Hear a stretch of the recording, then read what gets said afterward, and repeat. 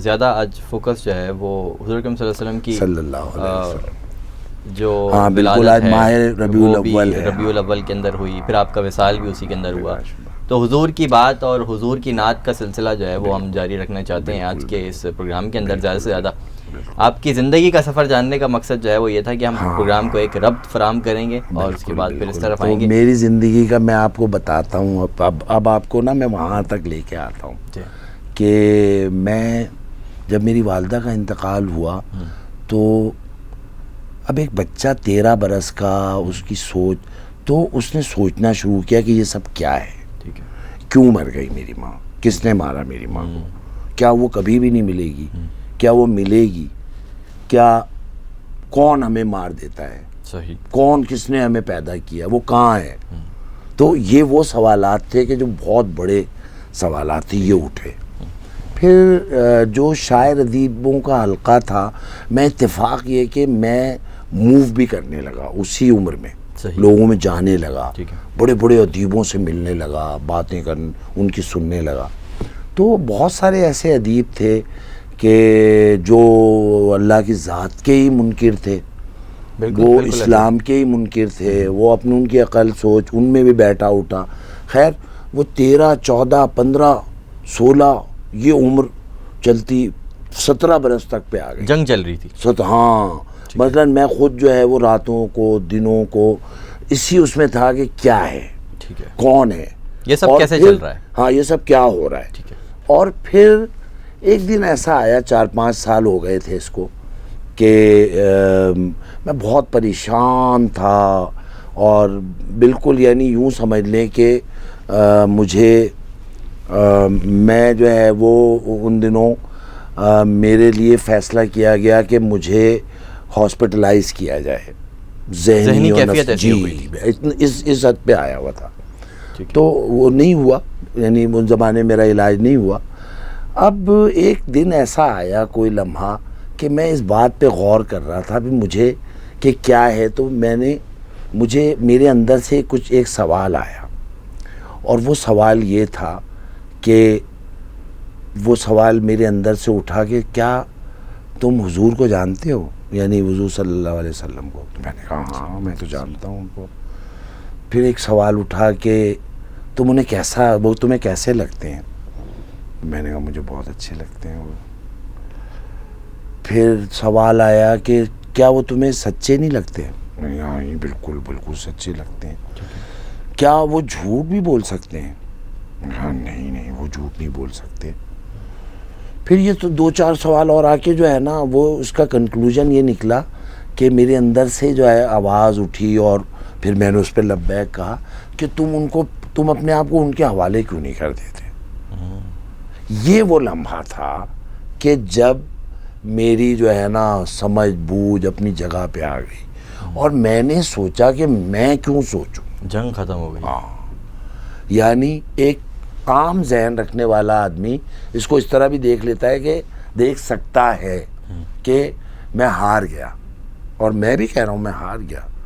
میں نے اپنے آپ کو حضور کے حوالے کر دیا، کیونکہ میں اپنے آپ کو اس قابل نہیں پاتا تھا کہ ان سے مقابلہ کروں. میں نے طے کیا کہ وہ بڑے ہیں، وہ بہت بڑے ہیں، فرما دیا تو سوچوں بھی کیوں. ہاں میں نے اپنے آپ کو یہ حوالے کیا کہ میں نے کہا کہ میرے حضور ہیں، میرے نبی ہیں، میں ان سے محبت کرتا ہوں شدید، اور میں اپنے ماں باپ سے بڑھ کر ان سے محبت کرتا ہوں. تو میں کیوں نہ ان کی ہر بات مان لوں، ان کی کسی بات پر جو ہے وہ آگے نہیں سوچوں. بس وہ دن تھا. پھر میں نے ایک نظم ہوئی میری 1985 کی نظم ہے، وہ اس کا عنوان ہے پناہ. ٹھیک ہے. وہ نظم ہے کہ تجھ سے دوری نہ راس آئی مجھے، تجھ سے دوری نہ راس آئی مجھے، ساتھ وصل کھینچ لائی مجھے. سبحان اللہ. ساتھ وصل کھینچ لائی مجھے، بھول بیٹھا ہوں حسرتوں کا شمار. ایک جیسے ہیں اب خزاؤں بہار، چار جانب تھے موت کے آثار.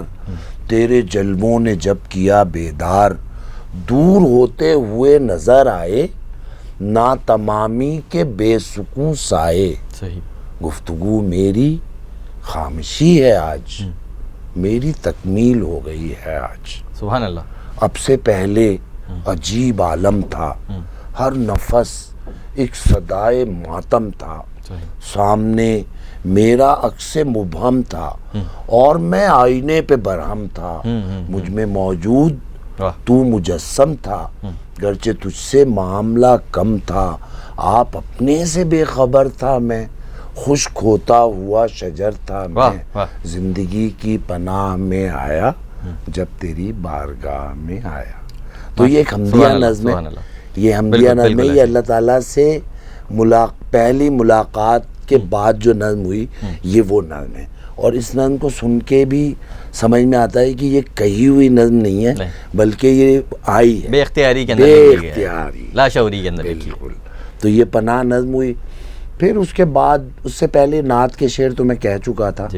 پھر نعتیں بھی ہوئیں الحمدللہ ثم الحمدللہ. میں سمجھتا ہوں کسی بھی لکھنے والے کی معراج ہے یہ بہت اس کی کہ وہ کوئی اس سے وہ کوئی نعت کے شعر لکھ سکے. تو اللہ تعالیٰ نے جو ہے وہ یہ بھی اس کا احسان عظیم ہے کہ میں نے کچھ ایک دو نعتیں بھی کہیں.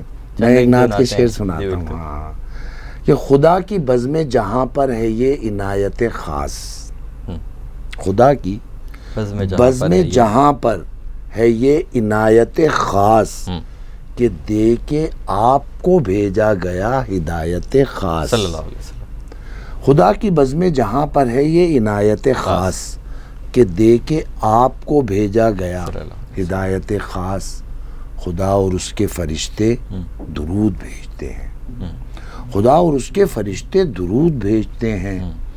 نگاہ شوق میں آیت یہی ہے آیت خاص. ان اللہ و ملائکتہ یصلون علی النبی. خدا اور اس کے فرشتے درود بھیجتے ہیں، نگاہ شوق میں آیت یہی ہے آیت خاص.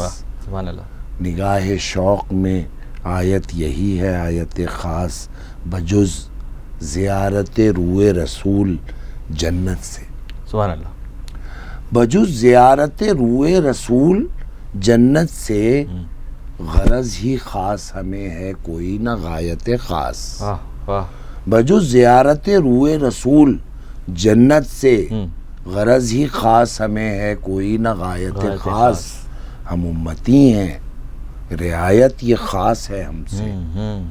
ہم امتی ہیں رعایت یہ خاص ہے ہم سے.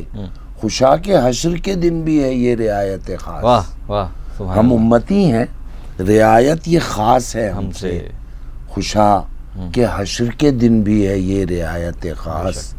نبی خاتم و ختم الرسول ہیں آپ، بس آپ. نبی خاتم و ختم الرسول ہیں آپ، بس آپ. نہایتوں میں نہایت ہے یہ نہایت خاص. سبحان اللہ. سبحان اللہ. نبی خاتم و ختم الرسول ہیں آپ، بس آپ. بس آپ. نہایتوں میں نہایت ہے یہ نہایت خاص. خدا کی بزم جہاں پر ہے یہ عنایت خاص کہ دے کے آپ کو بھیجا گیا ہدایت خاص. سبحان اللہ. سبحان اللہ. ماشاءاللہ. بہترین بہترین کلام. تو نعتیں بھی کہیں اور ہر طرح کی چیزیں ہوئیں، نظمیں بھی ہوئیں، غزلیں بھی ہوئیں اور سفر جاری ہے.